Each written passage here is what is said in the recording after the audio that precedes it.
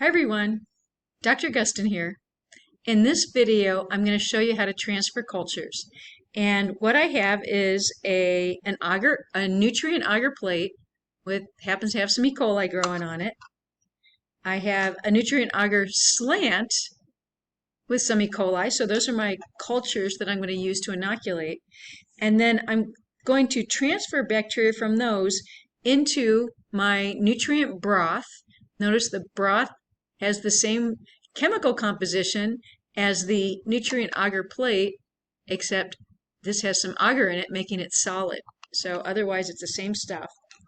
And I also have an agar slant. Now this agar slant happens to be green because it's a citrate agar, and it just happens to be what I had around. So any agar slant will do. The one thing I want to first of all alert you to is when you're using broth tubes like this, the lids are actually designed so air can get in. A lot of bacteria grow faster in the presence of oxygen. So the lids just slide off and slide on. If you were to tilt this, it actually would dribble out. So try to remember to hold your tubes upright. The other thing I like to remind people of is try not to hold your tubes by the lid, because the lid can slide off, and that again will cause a big mess and something we might have to disinfect. So always remember to hold your tubes by the glass.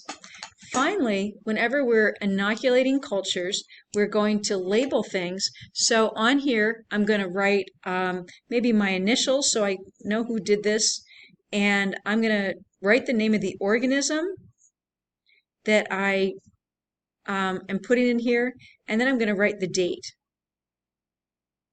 if I can remember it. There we go. So I have it labeled like that.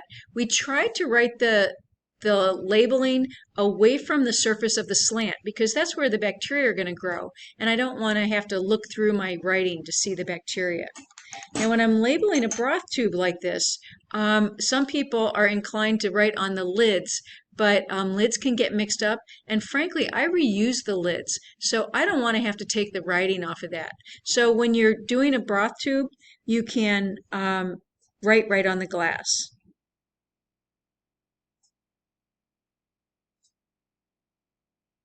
Something like that.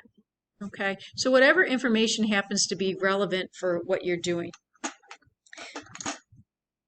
So I'm going to start my Bunsen burner. Make sure my striker's working pretty good. Oh, let's see, what do I need to do here? It looks like my flame's a little high. I'm going to close the needle valve a little bit, maybe open the air port a little bit, give it a little bit more oxygen. There we go. Okay, got my Bunsen burner going. And what I want to do is I want to transfer, let's see, my first transfer, let's take some bacteria from my agar plate and inoculate my broth.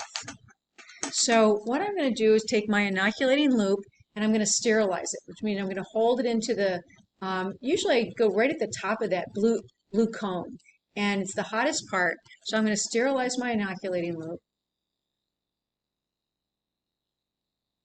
and then let it cool off. And I think you did this before when we did streak plates. So remember, it takes maybe 30 seconds to cool the inoculating loop. So one thing I can do is I'm going to take my inoculum from this agar plate. Remember to leave the lid down, and so all I have to do is I just pick up the plate. I might touch an area where there's no bacteria to cool my loop, and then I'm just going to pick a colony and I'm going to close it right up. Then what I do is I'm going to open my broth tube that I'm going to inoculate with my pinky. So I'm going to open, I'm holding it in my left hand. I'm a right-hander. So I'm going to hold it in my left hand, pull the lid off with my right pinky, and then in case I accidentally like touched that edge or something, or there's dust on it, I'm going to flame this open, which means I'm just going to go 1, 2, and just kill any bacteria that might be right on the edge there. Then I'm going to put my inoculating loop in here.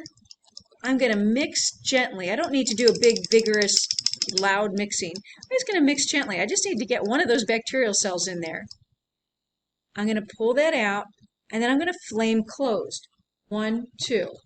So you flame open, flame closed. Then I'm going to slide that lid right back on there. Okay. And another thing I do is I started my tube in one side of the rack when it was not inoculated.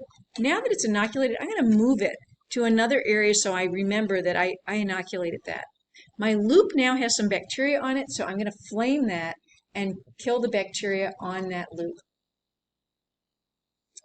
Okay. I'm going to move that. For the second one, let me just again point out, practice good aseptic technique.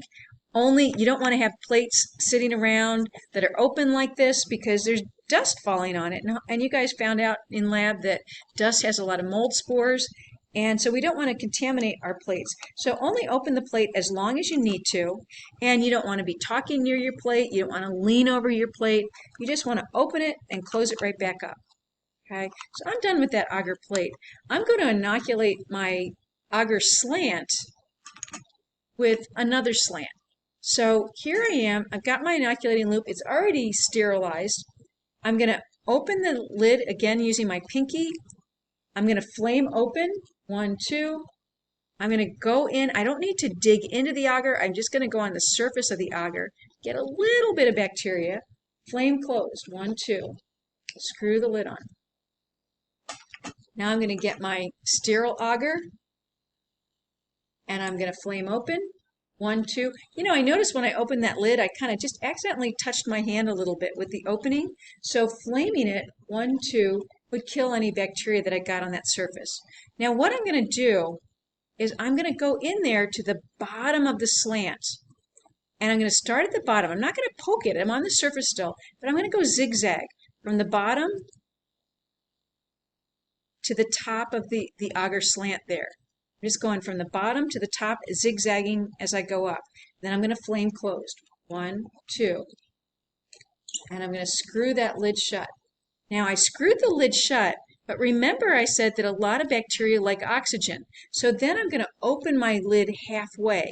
I can hear a little, hear that the lid is loose. And I'm going to always going to incubate them with the lids a little bit loose.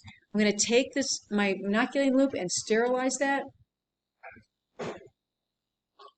before I put it down. I would not put it down on a paper towel because it could actually burn it. Put it down somewhere that it's not touching something flammable. And that's how you inoculate cultures.